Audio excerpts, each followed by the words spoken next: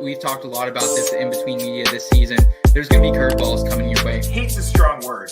I dislike Kirk Cousins more than probably any other quarterback in the league. I get a little bit of that rookie-itis, I would have said I would love some of what you're smoking. Even though I strayed, I'm still stuck between an interpretation, what it all means. Can I make a difference for something different? My mind in prison, then I saw the vision.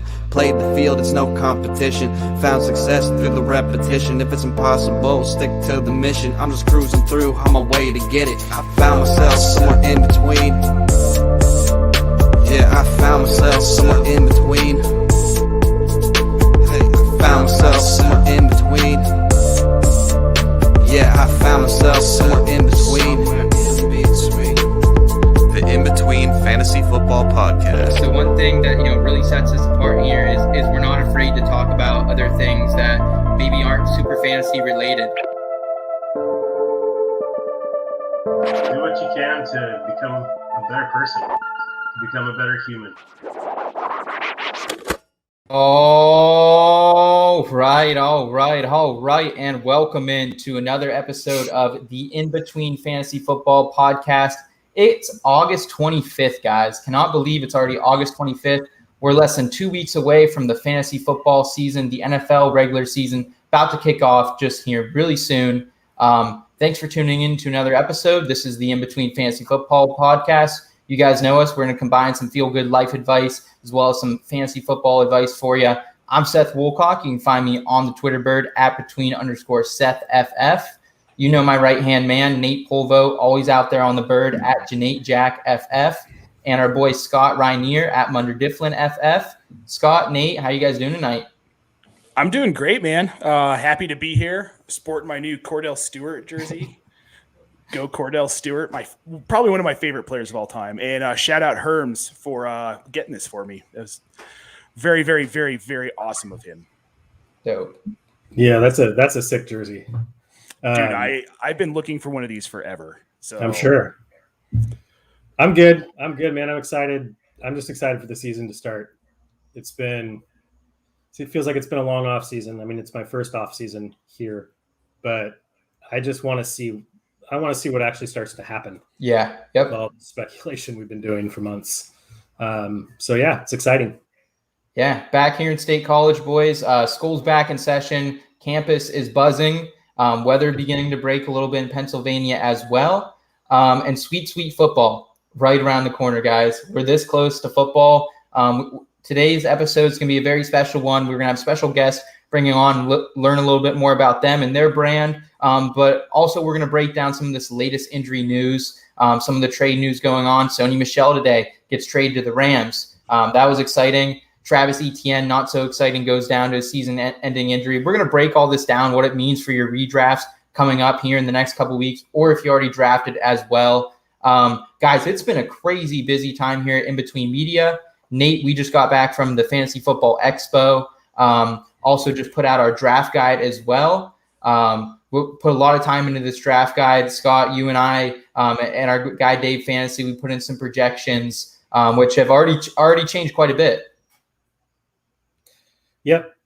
As first time doing projections and rankings, I'm realizing how tedious it can get, especially as injuries mount, as depth charts change. Yep. But I mean, it's part of it. So it's a good experience. Yeah, there's been some pretty major stuff happening the last couple of weeks. Yeah, we've been busy. It's good to be busy. We like being busy. Yeah, great time at the Fantasy Football Expo as well a couple weeks ago. Want to shout out everyone, Bob Lung and that whole gang out there. Draft night out did an awesome job. Everyone who was involved in that. Thankful to meet you guys, everyone we did. Hope to be back next year as well. Guys, tonight on the show, we do have a very special guest, someone who's been a big fan of In Between Media, and we've been a big fan of their work as well. This is a guy, his name is Joaquin Vasquez, who do not know him. I apologize if I butchered that. I'm not great with those names. But this guy we're going to bring him in. His name is Jaywalk. He is the writer, editor, and illustrator at Jaywalk Media. Jaywalk, what's up, brother? What's going on? How are you guys doing?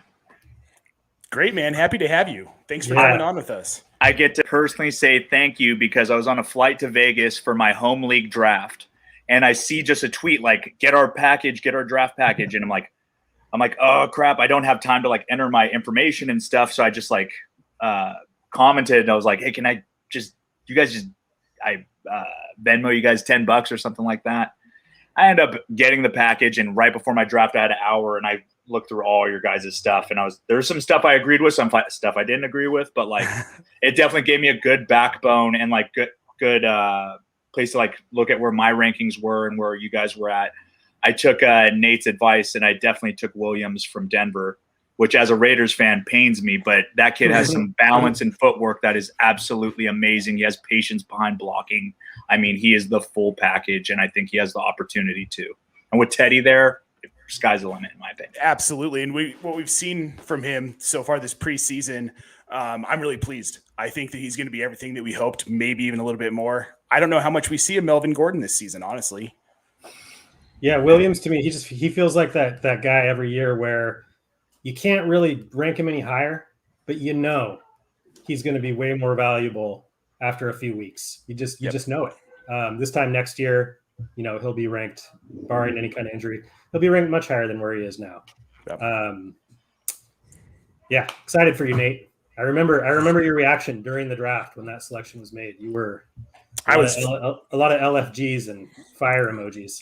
Yeah, I was pretty stoked. Man. We need that talent at running back, and especially with the terrible quarterback situation here, I just got to have somebody to carry the team. It might be Javonte. It just might be Javonte. And by carry them, I mean get them to like 6 or 7 wins. Guys, like he has Seth. Oh, you go, Seth. Oh, no, I was just going to say, it really has kind of been a crazy offseason from everything we've seen these last couple of weeks. Like now guys like Javonte Williams are really rising up the board, where a couple of weeks ago we weren't all that bullish on them. I can honestly remember a couple months ago, we all said that Javonte really wasn't on our radar. ADP was definitely outweighing the possible production there, but things have quickly changed in the fantasy football industry. We're going to break this all down later in the show, guys. But first, I do want to dig a little bit more into Jaywalk. Jaywalk, on the surface, man, where can our Twitter followers, where can everyone streaming in tonight find you, man? So instead of giving out all my personal stuff, I'd rather just give out the website and the company's information at Jaywalk Media, JEAWOK Media. And you can find us at www.jaywalk.com. We're basically a blog. I try to get student writers, and it's basically a portfolio builder for young writers who don't get a shot anywhere else. I do pride myself in being a blog that pays writers, and I mean that in not a jerk sense. I mean that in just that I want to make sure that I get the best quality in and to get the best product out. And I found that that's the best way to incentivize people personally, and is also as an editor makes it easy for me to be really honest with what I want. Mm-hmm. So that's kind of the way I do it there. If you want me to get into it, I think the website kind of goes hand in hand with my life and all the changes that have been happening with it. Cause that was kind of what I focused all my energy into. Once I had kind of a life-changing event a couple years ago, but whenever you guys want me to get started on where I'm from and my story, you guys just let me know. Yeah, absolutely. We're going to jump into that, guys. We're going to get into that in our weekly advice segment. Jaywalk's going to kind of give us his background, give us a little life advice moving forward. This week, guys, I am really proud to announce that weekly advice is presented by Stevens Quality Barbering Services out of Kerwinsville, PA.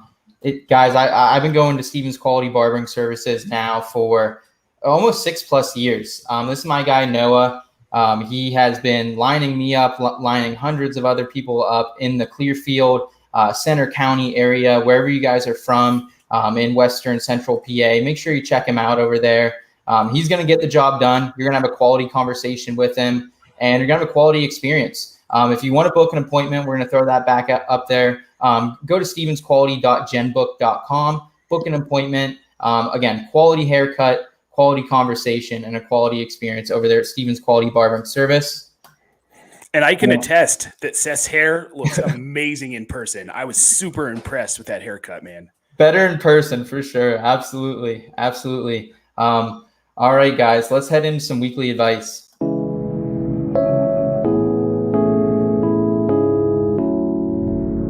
Weekly advice.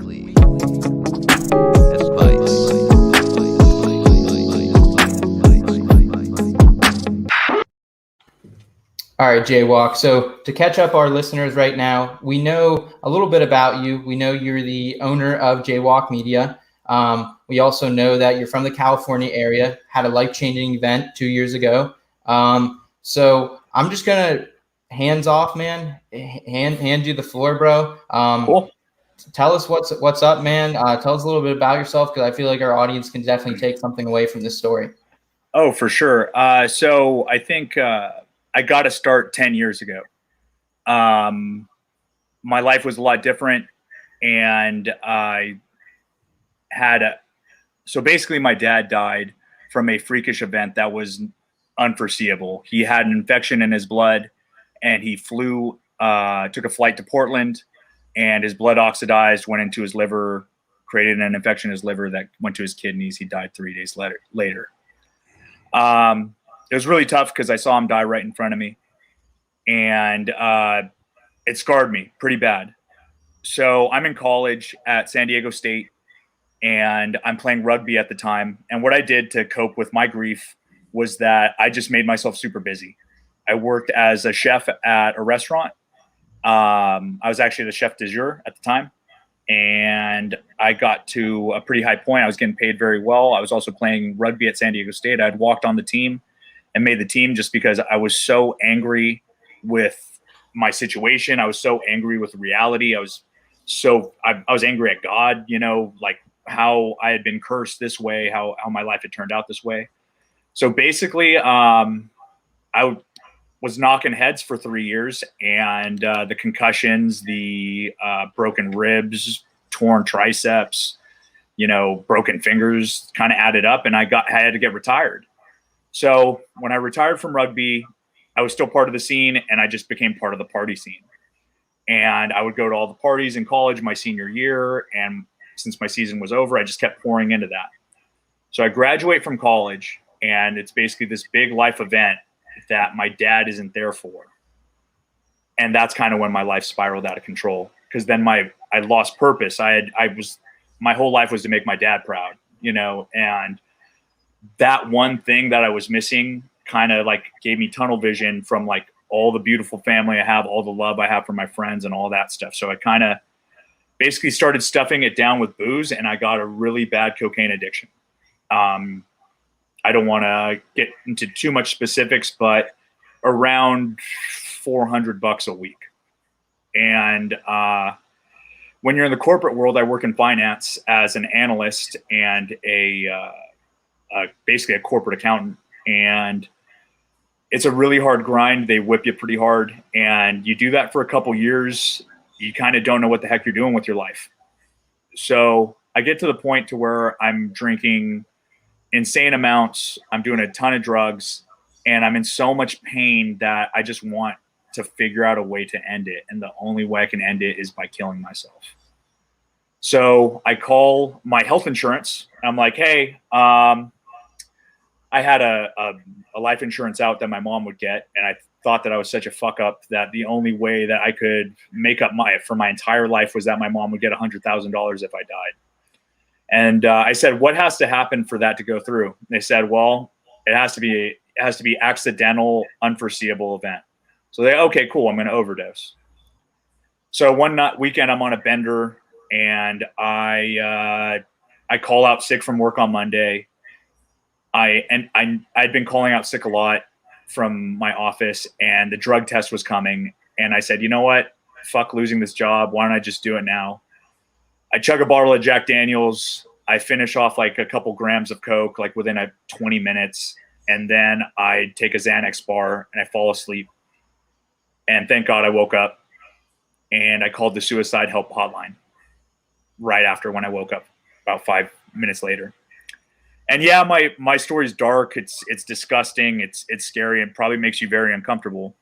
But that moment right there when I called that hotline is the best moment of my life.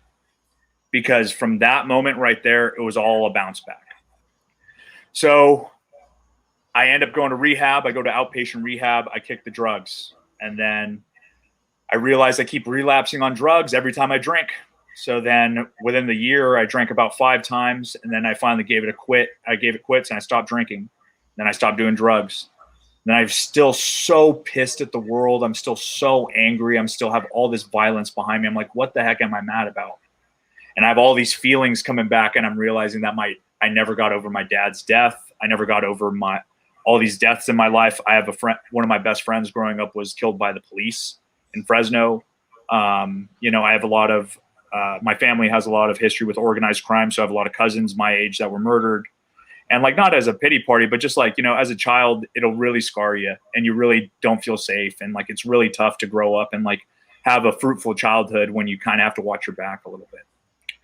So I go through that rehab, I get sober, and I'm still angry. So I figure out that there is a grief recovery program. I get in the program, and then it just all starts washing away, all this pain. I start forgiving all these people I hadn't forgiven. I start getting to a point where like my sobriety is not even the problem. Like it was never the booze. It was just the fact that I had to hide this pain. And as a man, what are we supposed to do when you're hurt? Hide it, suck it up, don't cry. You know what I mean? And like, I can tell you, if you want to know your weekly advice, the manliest thing I ever did in my life was getting help by far, because I did it for people I don't even know. I did it for my kids that aren't here yet. I did it for my wife that I haven't met yet. I did it for my mom. I did it for like people that are in my family who were alcoholics before my alcoholic father, or that my alcoholic uncles or grandfather.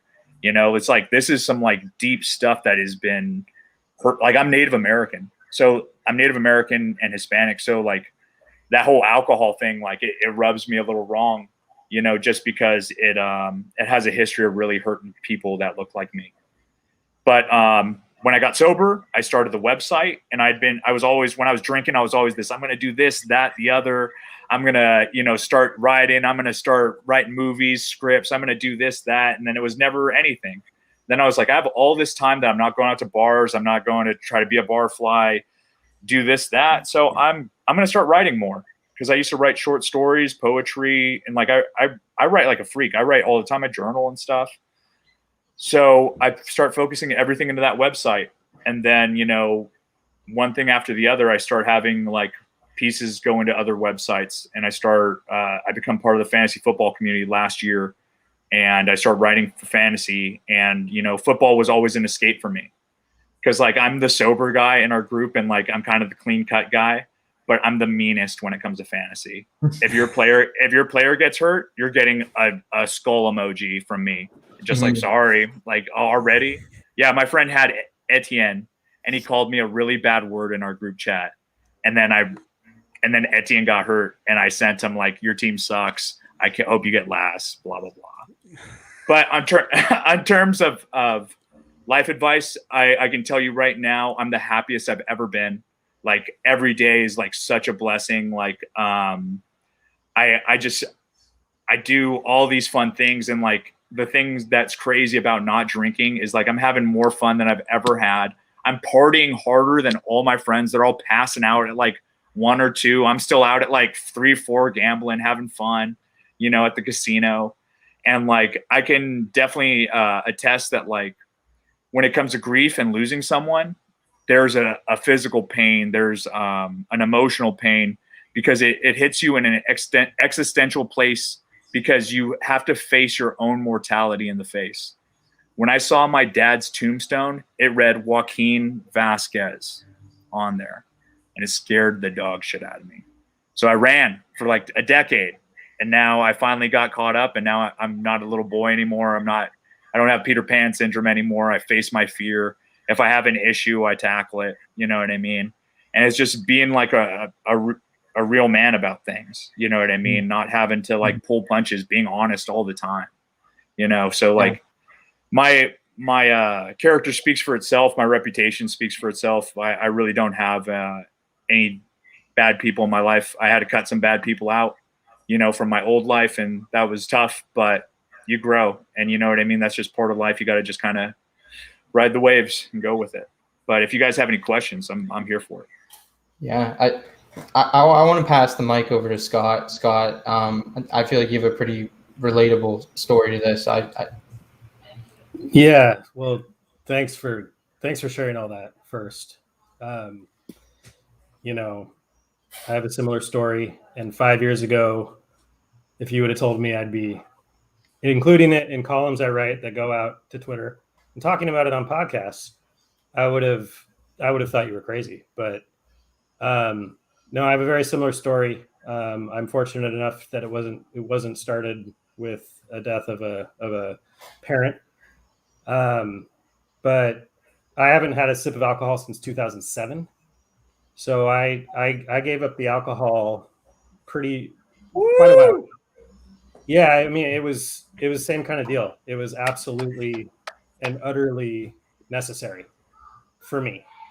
I tried.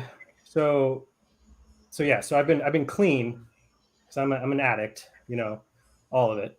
I've been clean. I'll have 5 years in January, so That's coming up. But I stopped drinking in 2007. The first time I got clean was 2006. So it's not necessarily a straight path. No. But I also had a similar experience in 2006. It was the first time I ever got clean. So I was in my mid-20s. I had no idea what was going on. I didn't know I was an addict. I just knew I was partying, and I was like, oh, I'm young and dumb. It's okay. And then I went through withdrawals for the first time off of narcotic painkillers, and I thought I was going to die. Like, it was the worst thing ever. And as I was going through that, the girlfriend I had at the time was like, I'm done with this. So she flew home to Hawaii, and I was like, oh, I got to go get her. So I flew to Hawaii, and then I was withdrawing there, and I went to the ocean, and I stood out in the water, and I looked out in the water. I remember this, I'll never forget it. And I don't know how serious I was, but I was like, I have two options here. I can just go that way and it'd be over, or I can go back to that world and get my shit together. So again, I got clean then, relapse, clean, relapse, clean, relapse, clean. Here we are now. So, but I couldn't agree with you more that, and I mean, this wasn't really the case for me. I wasn't raised with the whole, if you're a man, you can't show weakness, all that crap. I wasn't raised like that. So, I mean, it wasn't like from my parents or anything like that, but society in this country kind of teaches you that, unfortunately. And it was the same for me. Like, I was like, well, if I say anything to anybody, I'm weak. I'm going to fix this on my own. I'm going to get clean. I'm going to consolidate all my debt, and no one will ever have to know. And looking back now, it's like that was so far from any shred of possibility. Just because it's not something we can do alone. Like, it's just not. Like, I choose to attend Narcotics Anonymous. That's my recovery program. And I've been going to Narcotics Anonymous off and on since 2008. And, it's a bunch of addicts in a room helping each other. That's where a lot of because my presence on Twitter involves a lot of just like, hey, how are you doing? Like, reaching out, seeing how people are doing. Like, yeah. Sony Michelle, whatever. How are you doing? So, and I think that's where it stems from. Like, I used to be petrified of speaking in front of anyone. And now I've been to thousands of NA meetings where it's a group of strangers telling each other their deepest, darkest secrets. It's such a 180. That it's just gotten to the point where now I don't care. I don't care who knows. Like, I'm not ashamed of anything. This is me. This is who I am. It's just, what can I do about it? Mm-hmm. So anyway, that's a glimpse of my story. Very similar. I related to pretty much every single word of what you said. And I agree with you. Like, I've never been happier, ever. And now everybody I know has a permanent lifetime designated driver. So that works out for everyone. Right? Yeah. Yeah. But no, man, I super appreciate you coming on and telling that part of your story. It means a lot. And what I found is I've gotten in conversations and DMs with people, and they're just like the other people that they're just like me. Like, my problems are unique. No one else is struggling like this. Yeah. I'm so ashamed, but like if people can just see more people talking about it, like this is pretty common. It's helpful. Yeah, Absolutely. and I know there's a lot of relatability from myself and Nate as well. Nate was a chef at an early age, so he's kind of been in that scene as well. I went through a pretty, traumatic life experience in my late teens, early 20s, and kind of did the same approach that you did as well, Jaywalk. Like just stayed busy. You know what I mean? Just stayed busy, and at some point you kind of have to face that. So that was a big takeaway that I had, and I definitely related to that as well. Nate, I'm sure you have some thoughts on this as well. Addiction's been a thing in my family, both sides, and it's been pretty severe. So I mean, I have an aunt that I don't know if she's alive or not. I know that if she is, she's not doing well, but she wouldn't give it up. And no matter how bad, she got taken off a liver transplant list because she couldn't stop drinking. Drug addiction has been a thing in my family, and I'm not ashamed of it. And if anybody in my family watches this, I cannot tell you the nasty things they're going to say to me about it, but I don't care because everyone has this stuff in their life. And to pretend that it's not there, all it does is hurt other people. Don't be ashamed of it. It's a part of my past. It's a part of who I am. It's in my family. It affected me my entire life and still to this day is affecting. Having aunts and uncles that you don't know where they are because they bailed on the family because of a drug or alcohol addiction is a really weird way to grow up. When your uncle comes back around, you're like, oh, you're not dead. Oh, we assumed you were in a desert in Vegas, like in a shallow grave somewhere. Here you are. And I don't know. I know that I ended up down a better road because I met Jen when I met her. She saved me from a lot of really bad outcomes in my life. And I've told her this many times. She got me out of the restaurant business, which was something that, I mean, Jaywalk, if you want a drug, you can find a drug in about 20 seconds in a restaurant. It ain't hard. And when you get off and you're done working, you go to a house full of all of those same drugs. And that's just the way it is. It was all there for me. And she pulled me out of that whole life. And for that, I will forever be thankful. She got me away from some things that and I've told her this. If I hadn't met her when I met her, more likely than not, I'm either dead or in jail right now. Those are probably the two paths I end up going down because I had no desire to change my life. I had no reason to. I didn't care. And it wasn't that like my immediate family was nasty to me or didn't care. That wasn't it. I just didn't care. And I didn't feel like I really had much in the way of value the way that my friendships had been in my life.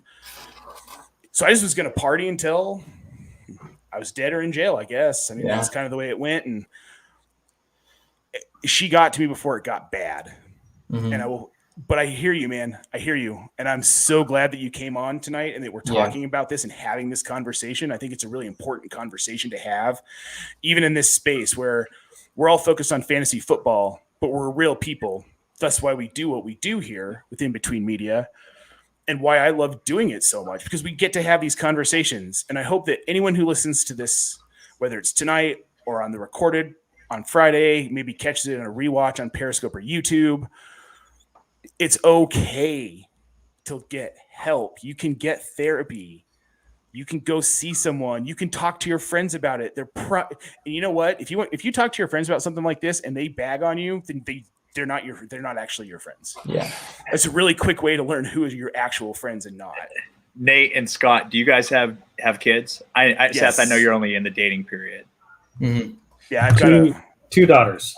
Yes. Every single one of my guy friends who has a kid has called me about wanting to kill themselves. Every single one. It's like, I don't know what's going on with my wife, this, that, the other. I'm scared. And I got the thought. I thought about it.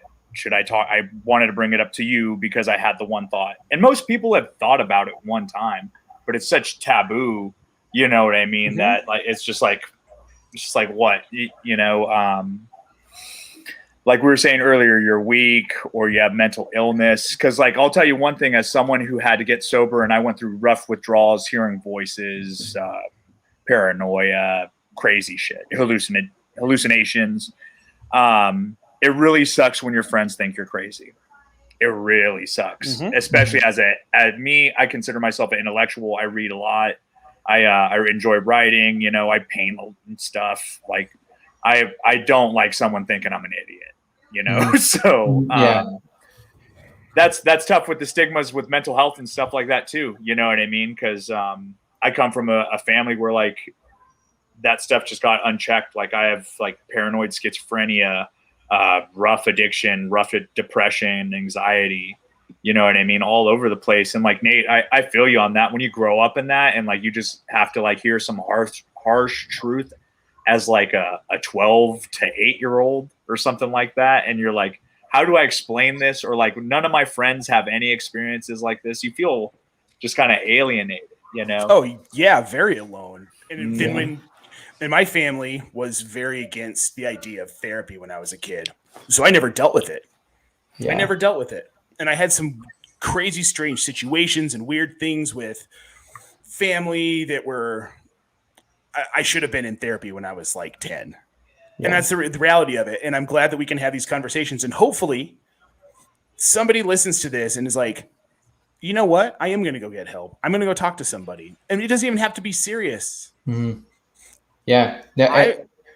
I'm just going to say real quick, then I'm done. I'm an advocate of anybody getting therapy, even if you go once a year, twice a year, just to check in, just to make sure, because we all have things we want to talk about to somebody that maybe we don't have someone to listen to, even if it's once or twice a year. So I got one more thing to say. You can choose to believe me on that or not, but one more thing to say though, like to anybody watching, or just something I try and also suggest is check in on your people. Like check in with your people. Because as I can tell you from personal experience, like when I was getting loaded, last thing I was going to do was tell anybody. Like then the secret was out. Why would I tell anybody? And I'm not saying this in that you need to find your friend who's an alcoholic and make them get sober. That's not how it works. A person gets sober when they are ready to get sober. But at least just check in. Like recently I had an old friend I went to high school with. We found out he had passed away. And the reason, his cause of death was heart failure from alcohol withdrawals. He was trying to get sober and he was not under any kind of medical supervision. Alcohol is one of the substances you can die from the withdrawal process, that and benzos like Xanax, just so you know. Anyway, so that's how he passed away. And then a couple of days ago, a kind of a friend of a friend OD'd. So the thing is, I guess the point is, it's not trying to be like, oh, it's just, this is a real thing. It touches a lot of people's lives. It's a huge problem. The fact that addicts are seen as, well, it's your fault, you chose to do that, screw you, that is not helpful in this struggle. So the one thing you can do is just check in with your people. Just find out how the people are doing. You never really know when that check-in might spark something like that wanting to change, or at least maybe some truths being revealed, or really just anything. And it's a simple thing to do. So awesome. Well, I wanted to start by saying thank you, Jaywalk, for sharing that story. That really moving. Scott, Nate, thank you guys for sharing yours as well. And these are the difficult conversations we have to have in life. And whether if you're someone my age, there's a chance maybe you haven't been affected by addiction, but I mean, I have more times than I can count, you know what I mean, just by other people in my life. And hearing these stories has really helped me, and I hope it helps other people as well. We always like to have takeaways and the key thoughts kind of going home. Jaywalk, I want to throw it back to you here. This is a very special week for you this week. I'd like you to kind of explain what this week is to you. And then just at the end of the day, like if there's one thing like our audience can take home from this discussion, what is it? So last Wednesday was 3 years since I had touched cocaine. And today is 2 years since I've had a drink of alcohol. And this is a true story of the last time I drank. It was my fantasy draft, and all my friends came to San Diego, and we were at the Hard Rock pool party. And this Portuguese girl came up to me, and she was very beautiful, and she put a beer in my face, and I took it and I chugged it. And then after that, I drank like 3 beers, and I was like, I feel like trash. I was like, I didn't enjoy it. And then I realized I did it for a girl that like didn't end up panning out. And then I was like, you know what? I'm going to really take this seriously. But the biggest thing I would say for my advice to anybody would be, don't be afraid to put in the work, because at the end of the day, that's really what stopped me from wanting to do it. I was afraid of what I was going to find. I was afraid about who I was going to be at the other end. I was afraid of being in excruciating emotional pain that I'd been stuffing down for years. You know what I mean? Having to bring up stuff from my childhood that was really uncomfortable for me to bring up. Having to bring up stuff about like my family and like forgiving people that I was mad at, you know what I mean? And like now, the way I look at it, religion, God, spirituality, or just life in general is just, for me, it's just searching for peace. That's all I'm doing for. I'm searching for peace. And then I'm looking, I do a lot of yoga, and one of the yoga gurus says in life, all we really are a bunch of children walking each other home. And, you know, that's all I am. I'm helping everybody walk home, man. And like, I'm hoping to be here for a long time. And from someone who wished they were dead, I was meditating the other day, and I said, man, my dad died in 54. At 54, I have an uncle that died at 40. I was like, you know what? I'm going to outlive them both combined. And I was like, you know, I work out like crazy. I do yoga like crazy. I have a pretty strict diet. And, you know, I take a lot of pride in that, in terms of just, I enjoy the way how it makes me feel. So, and I wasn't always like that. I just recently lost a bunch of weight because I gained a bunch of weight. I'm a yo-yo person. So it's always up and down. But my biggest advice would definitely be not being afraid of putting in the work, not being, you know, going the first time to group. Like Scott, I'm part of the program too. I'm more in my grief support recovery group because I now facilitate. But I go to AA once every 2 months. I need like a tune-up. You know, I need to be around some sickos. I'm messing around, of course. But I need to be around other addicts, people that think that way, because I'm so addicted to to positive brain waves. So like, I'm addicted to whatever makes my brain feel good. So like, now it's yoga. It could be lifting weights, football season for sure. Anytime I see the Raiders score on the Broncos, it's like, oh. I'm messing with you, bro. I had to strike first. You had to get it in. I had to strike first. But yeah, I'm just really proud of the work I put in. I try to be humble about it as much as I can, but like, I still like to take a step back and take a look at the cookie jar and the work I put in. You know what I mean? But at the end of the day, it's not about where I'm at now. It's where I can be. Yep. And I'll end it with this. A lot of times when you deal with depression or anxiety, it's because you're focusing on either the past or the future, which are both out of your control. And when you're in moments like that, you need to bring yourself to right now and what you're doing in that moment. Because sometimes I'll have like negative thoughts that just like will go crazy in my head, and then like a lie will turn into a truth and turn into cement. You know what I mean? Just from like someone not answering a text or something. And then I'll be like, you know what? Take a pause. Like, that person might be busy.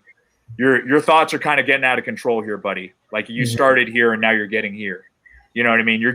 This started off with a fantasy football trade. Now you're thinking about your friend in a personal sense. Mm-hmm. You know what I mean? And like, I know I'm not alone there.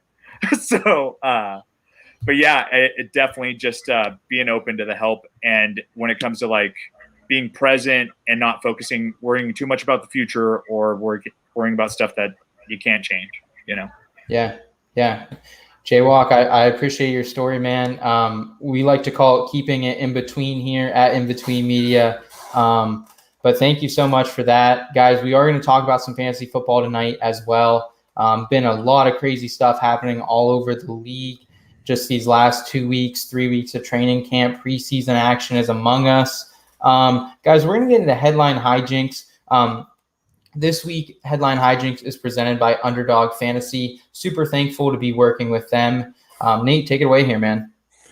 Yeah, guys. So if you haven't played on Underdog Fantasy yet, you're really missing out. They have quick, easy best ball drafts to help you prep for the redraft season. Also, like some of us just really love to draft. So if you want to fill that drafting need, you can get onto Underdog. Like I said, it's best ball. It's no season long commitment. You just draft, set your lineup, or let your lineup do the rest. They also have player prop contests where you can stack and win up to 20 times your entry fee. With contests starting at $3, it's also very affordable. Sign up and make your first deposit with the promo code IBT, and you'll receive a free $25 in credits to play on Underdog. Awesome. Yeah, guys, make sure you check out Underdog. It's definitely been helpful as we have approached redraft season a little bit. I'm excited to continue along doing a little bit more best balls before the season gets started. Let's head into headline hijinks.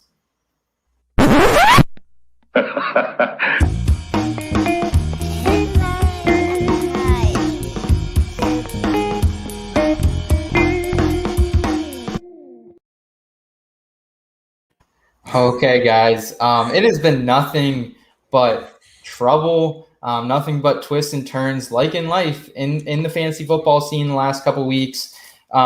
Guys, starting off with just a devastating injury to Travis Etienne earlier this week. Liz Frank, he's going to be done for the season, misses his entire rookie season.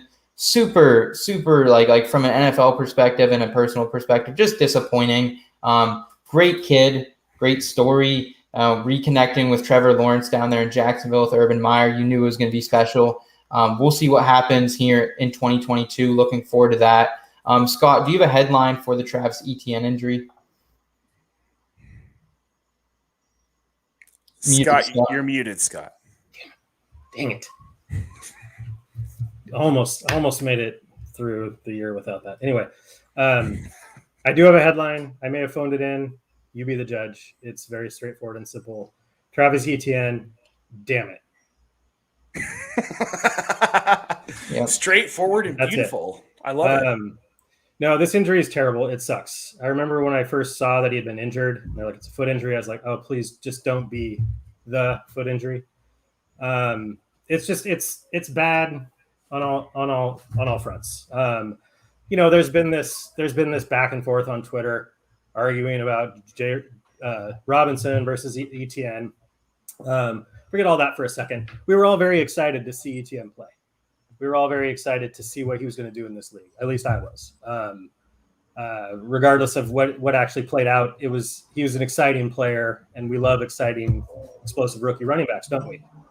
So, I'm not any kind of expert on injuries. I know Liz Frank is very serious. I know it's not necessarily a death nail in his career, but it's going to be a little while. And whatever timeline had Etienne dominating his rookie season, that doesn't exist anymore. And we're just going to kind of have to adjust to that. So, and it's been on this, we've talked about this on this podcast. I fell more in the Etienne camp as opposed to the Robinson camp. Had Etienne ranked higher, thought Etienne would have a better season, thought he would get plenty of work. But I want to, that never made me anti-James Robinson. I want to make that clear. James Robinson's he's my type of guy. An undrafted rookie that comes in, dominates, lights the world on fire, finishes an RB1. That's my type of player, like hands down. I love James Robinson. I was just looking at it more that, Etienne was selected in the first round. He was going to get more touches. He was going to get more touches than James Robinson. Robinson was still going to get a pretty significant workload, but Etienne was going to get more touches. Before this injury, I had Etienne ranked at RB24 in PPR redraft. So, that's not crazy. That's right at the end of RB2. And I think I had I was 26 on him. So right in that range. I had James Robinson right around RB30. So, I had them both as serviceable backs. I just had Etienne a little bit higher. Now, obviously, Etienne's gone for the season. And there's been a lot of kind of different takes on, well, where does James Robinson belong now? So my first run through back through the projections, I have him at RB19. So I moved him from RB30 to RB19. So, he's a pretty solid RB2 in my book. The reason he didn't move back up to say RB6 where he finished last year, first, I didn't just take Etienne's projected touches and put them on James Robinson's plate. I don't think that's what's going to happen. I did bump up his receptions and targets a little bit. I bumped up his carries for sure. His touchdowns kind of stayed the same because I think Carlos Hyde's going to be involved now more than he would have been too. Yep. Well, and I think Laviska's going to get more involved in that run game now. Well, that's the thing. Out of the three receivers, I mean, I bumped them all up a little bit, but Laviska, I've read a lot of for whom the bell tolls. Our good friend Jeff has done some good work on. He knows Ohio State very well, so he put out some really good content on Urban Meyer and his tendencies and kind of these weapons he likes to develop, the Curtis Samuels, the Percy Harvins, that type of thing. And it's my inkling that not all, but what I'm calling the Urban Meyer targets, the Urban Meyer unique to him targets that we're going to go to Etienne. I think at least some of them are going to go to Viska. I think the majority of them end up there. Yeah, I bumped Viska up, not extremely far. I think I had Viska at wide receiver 30, and now I have him at wide receiver 25. Oh, wow. Okay. That's fine. Keep his ADP where it is because I like getting him later. It's amazing for me. I'm finding doing projections and rankings for the first time. It's not always about him. It's about who I have to put him in front of.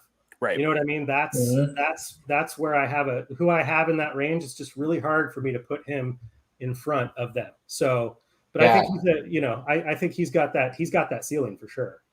Guys, so James Robinson. My point about James Robinson is, he was an RB1 last year, but he did that on. So I made up a stat. It's kind of silly. I just made it up. It's snap percentage plus percentage of team running back attempts plus opportunity share in games played divided by 3, averaged. Just average out kind of those usage metrics. I don't know if it means anything. I don't know if it'll be useful to anybody, but I like it.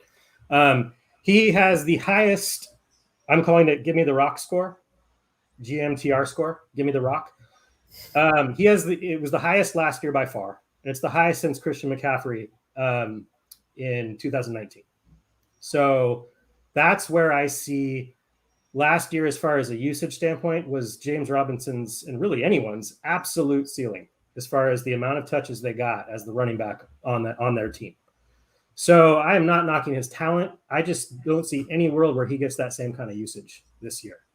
So, I mean, and if you think about it, my projections now that have him at RB19, it's not really that many less carries than last year. And it's not really that many less targets and receptions. It's not ridiculous.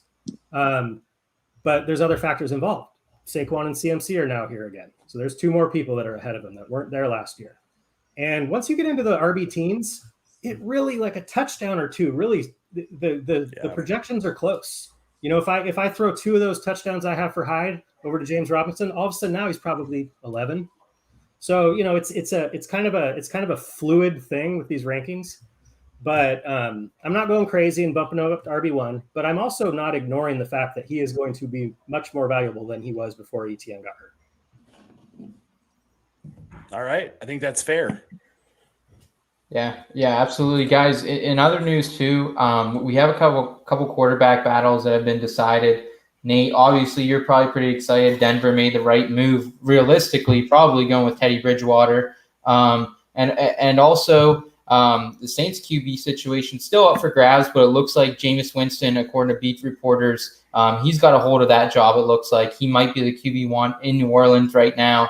But Adam Troutman, he was one of our breakouts. He's been a big sleeper of mine. I know a lot of us have been high on him here in Between Media. We wrote a little bit something up on him in the draft guide.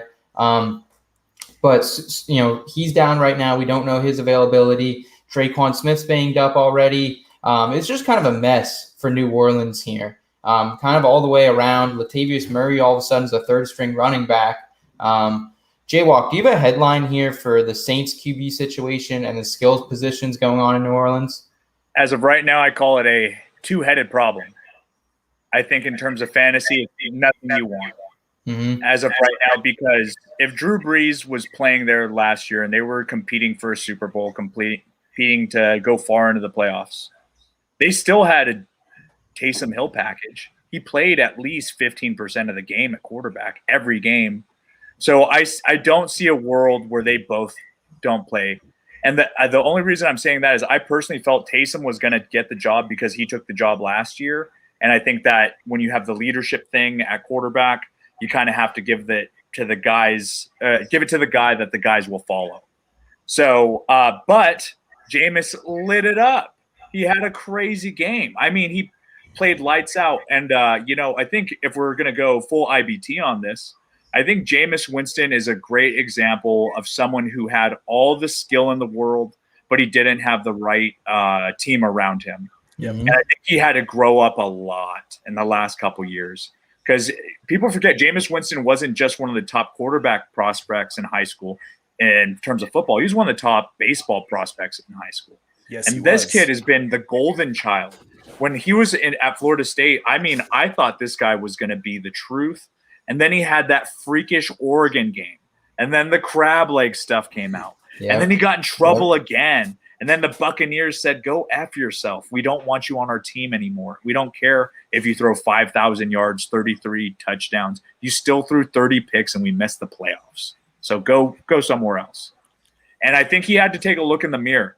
And I think he got LASIK, which is huge. And I think a whole year of sitting on the bench watching Drew Brees, how he conducts himself behind the scenes, watching that organization, a classy organization, even though the Buccaneers are a good organization, but the Saints, for me, actually, I don't even want to say that because they have a little bit of skeletons in their closet, but the Saints organization does on the surface seem like a classy organization when it comes to the football.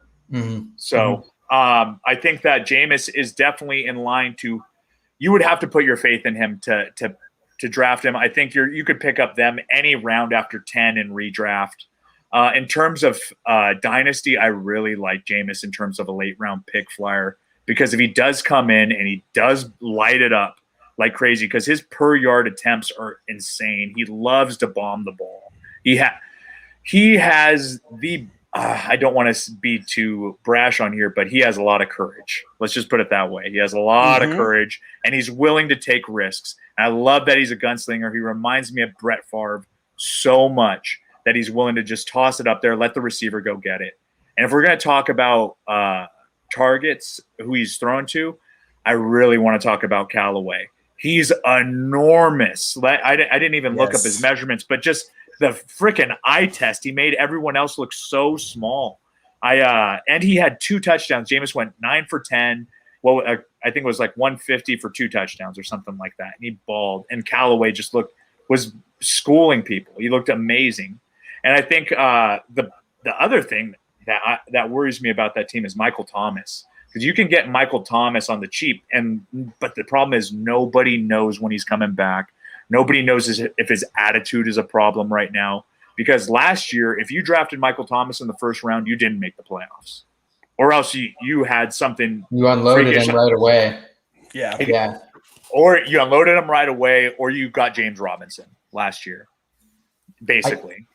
I just kind of worry about the overall ceiling a little bit for this entire Saints offense. Like, obviously, we know Kamara, he's going to be a stud. There's no doubt about it. But, like, other than that, like, I think Callaway is a great dart. And before the latest Traquan injury and the Callaway, breakout game, I had Traquan as a top 40 wide receiver this year. It kind of brings everyone back down a little bit. I was really bullish on Adam Troutman. He was projected out as a top 8 tight end for me. He was blocking a lot even before the injury this week. So I'm a little bit, hesitant. Like, I don't know if the Saints really are a playoff team this year. Their defense isn't what it was either. So, like, we know one thing. At the end of the day, Sean Payton is a mastermind. He's going to use what he has. Nate, do you want any part of this Saints offense outside of Alvin Kamara really in redraft? Probably not. I mean, Jameis is going to be a guy that I'm looking at as you can get him on the waiver wire unless you're in a deeper. Maybe like a Q2 QB or like a super flex or like a 16 teamer. Yeah. 14. Yeah. Somewhere around there. Like, I'm okay with it, but your 2 or your single PPR super flex 12 team, he's a guy I'm getting on the waiver wire. If he's doesn't get drafted, he's not somebody I'm going after even late round, probably. Kamara, obviously. I like Callaway though, because I think the ball has to go somewhere.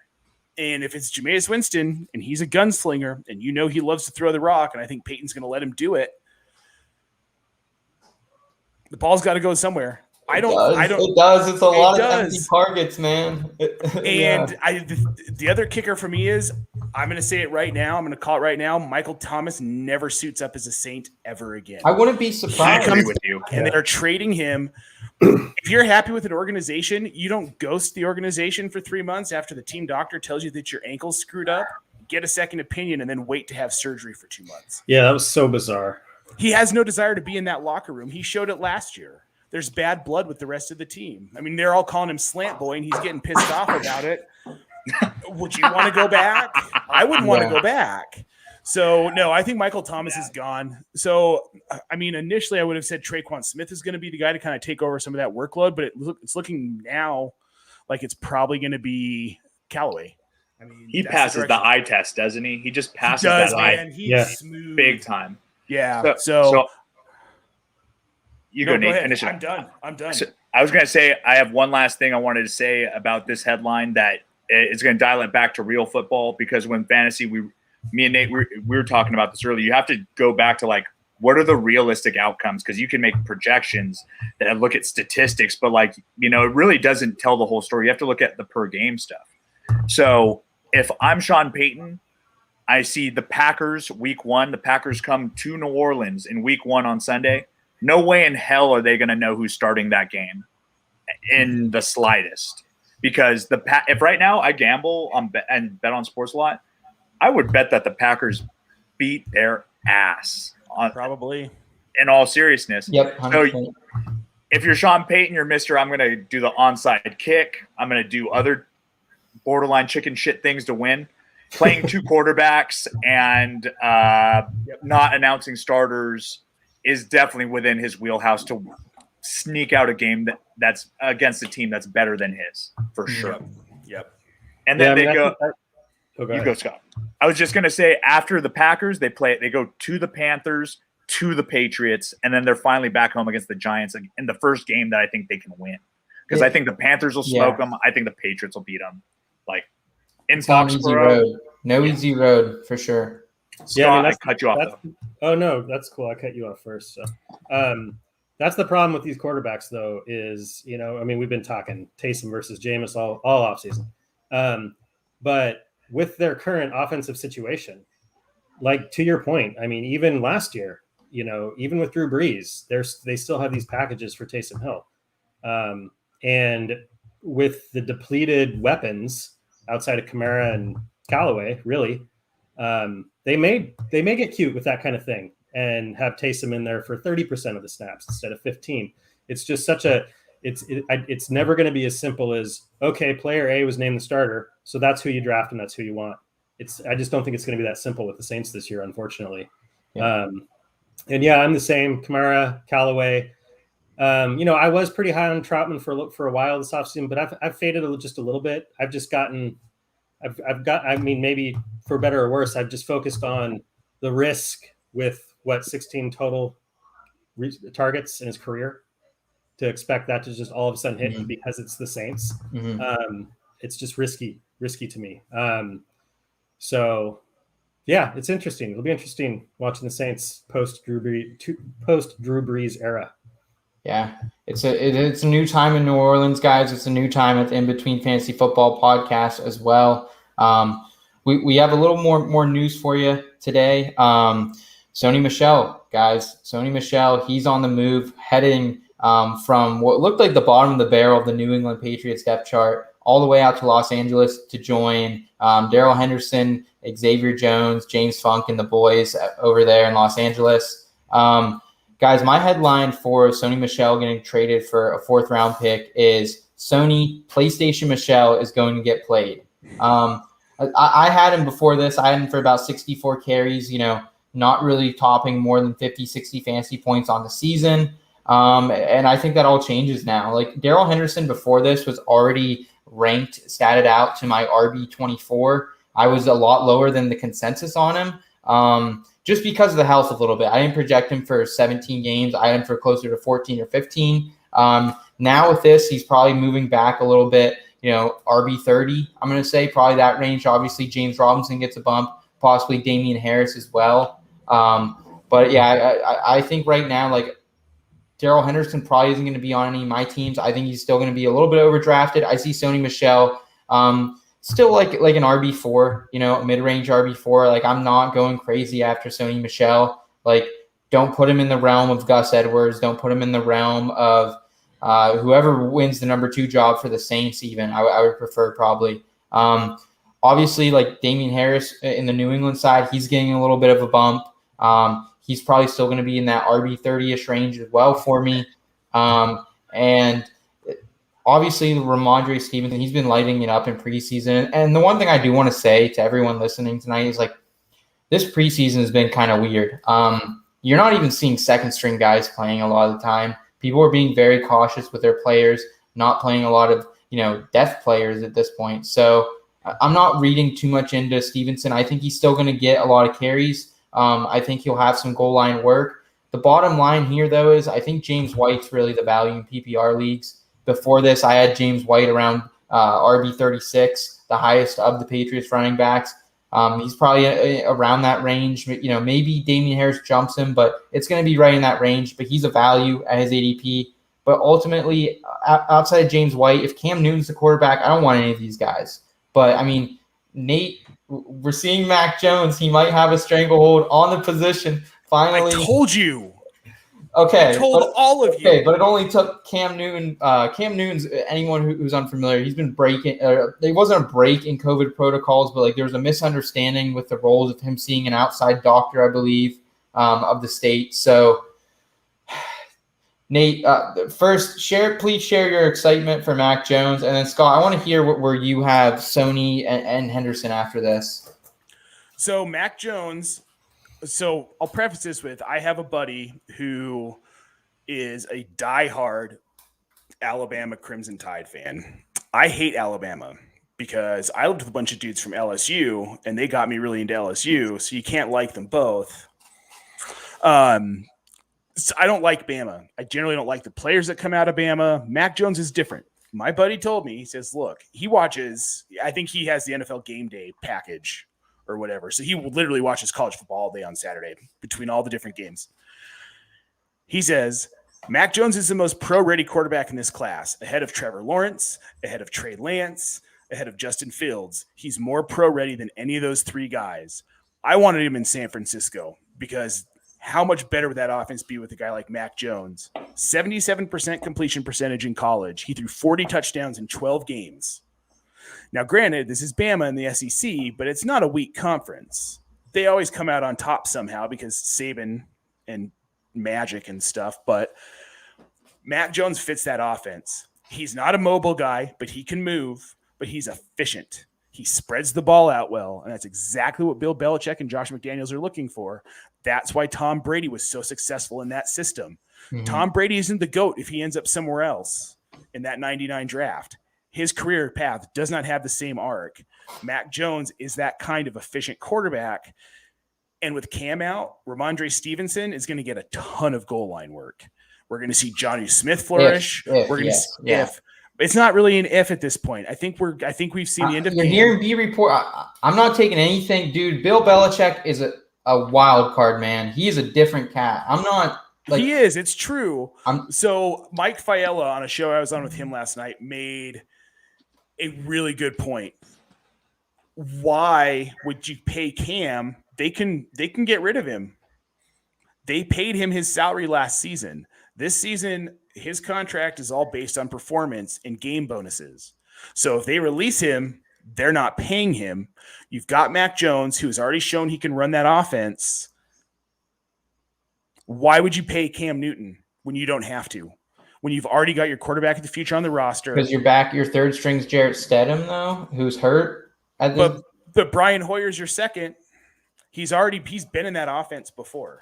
Yeah, I do love me some Brian Hoyer. You're right. Yeah, You're right. And Hoyer knows that. Hoyer knows that offense. He knows how to run it. He's had to do it before. I just don't see at this point now, with as little as Belichick is willing to put up with BS from players, which is why like guys like Randy Moss had their careers revived there because teams were sick of them, and he flipped him around, was like, no, we don't do this in New England. That's why they wanted to take a shot at AB, because you don't do this in New England. Jaywalk's cracking up down there, man, over the Mac Jones discussion. I got to throw it to him. No. I actually agree because out of all the out of Josh McDaniels' offense is West Coast. It's about getting the ball out within 3 seconds, I believe, right? Yep. It's like 1, 2, 3, gone. And it has to be gone. Like, you're telling me Mac Jones has to be throwing within 10 yards of the line of scrimmage, making smart decisions, has great play calling. It was weird because when you watched Cam Newton last year, it was like they were running a Navy offense. Yes. You know what I mean? Like, it was super cool to watch. Like, I love watching football like that. But once you get to the point you're in a Seattle game and you just know what is going to happen and you just put every big person on your team on the line, it doesn't matter what you run. Your play's getting stopped. You put Mac Jones in there, you get some shotgun, or you have an I formation and run a pro-ready play. Like, he can toss it into the end zone much better than Cam Newton. I would say with Mac Jones, they have a much better chance of winning, and I think that team is completely different with him. He like we were talking about it, he just passes the eye test. Every time I saw Mac Jones, he'd always dive bomb the ball down the field. It'd be right in stride, but he has like a gut and he smokes cigars, and he's not as athletic or flashy as the other guys, but like the guy took every bit of advantage of what was given to him. Yeah, he had some of the best lines. Yes, he had some of the best wide receivers. Yes, he had some of the best running backs, but like, that's not his issue. He still made the best of his situation and absolutely balled. And it seems like the kid has a good head on his shoulders. So I'm rooting for him, especially I'm a Raiders fan, but I do have a weird appreciation for the way they conduct themselves in New England, for sure. Yep. All right, Scott, you got those ranks for us, man. You know where you're sliding Henderson, Sony Michelle, those guys after this news. Yeah. Yes. So hold on one sec. Let me get there. So Daryl Henderson, I did have at RB 22, and I honestly was not ever really comfortable having him that high. But that's where I had him. And I had Sony Michelle, I think RB 65, something like that. So with this change, currently I have Henderson all the way down at RB 29. So out of that RB2 group, I have him closer to kind of Kenyon Drake and some of the rookies. Yep. I think I have Kenyon Drake honestly ahead of him at this point. Yeah, and then Sony Michelle went from RB 65 to I think RB 57. I didn't really bump him up all that much. I think he's going to cut into the work just enough to where it's just going to be one of those backfields that's not very lucrative. This is another one. It's August. We're frothing at the mouth for live football. That's first stringers. Etienne, James Robinson, Daryl Henderson. Once Cam Akers got hurt, how good is he going to be? All this kind of stuff. But I saw a tweet today. It seems very logical and somewhat clear that drafted Daryl Henderson. Next year, they spent first-round pick on a running back. He got hurt. And within weeks of him getting hurt, they trade a fourth-round pick, which is not a seventh-round conditional pick, a fourth-round pick to bring Sony Michel in. Part of that is veteran, a veteran presence.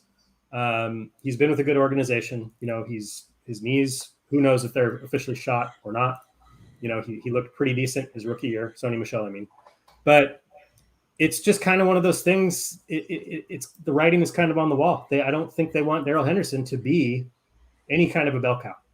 I don't think he has the capability either, Scott. Like he's missed a lot of games in 2 seasons. He's been injured, at least a third of the games. So I think there's a little bit of that for sure going on there. For anybody who missed that part of the show, real quick, Herm sent me this Cordell jersey. I got it yesterday. That's awesome. Slash. Guys, damn straight, man.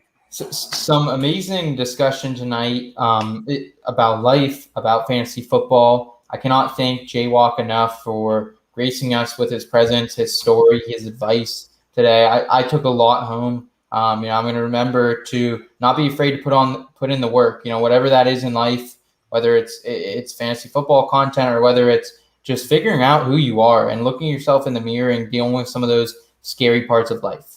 So Jaywalk, I salute you for your story. Scott, same to you, man. Thank you. Nate, always a pleasure to have you here, man. Appreciate your fantasy analysis as well as your life analysis here, guys. We're going to be back next week. We have a special guest, Dale DeMont from Eat Sleep Fantasy next week. So we're going to be rest of the season, guys. You got us every week, so stay tuned. We're going to be rotating our third co-host out every week. So stay tuned with us, guys. Got a lot of good stuff over In Between Media. If you haven't yet, check out our draft guide. We got everything you need in there, from your busts, your breakouts, your sleepers, all-in selections, 50 tips for a better fantasy football season. Thank you, everyone, for coming along this ride this offseason. Guys, any final thoughts? Be nice to each other. It's not that hard, guys. Come on. Yeah, we're all adults here. This isn't high school. Yeah, one last thing along the same lines of what we've been talking about. If you're out there and everything feels hopeless, if it just feels overwhelming, hopeless, just know I've been there. I'm sure Jaywalk's been there. A lot of people have been there. And it's not going to be easy necessarily. It's probably going to get worse before it gets better. Sometimes it does. But I promise you, there's another side of it, and it's much, much, much better. So just hang in there. Thank you, Scott. Jaywalk, final thoughts from me, man.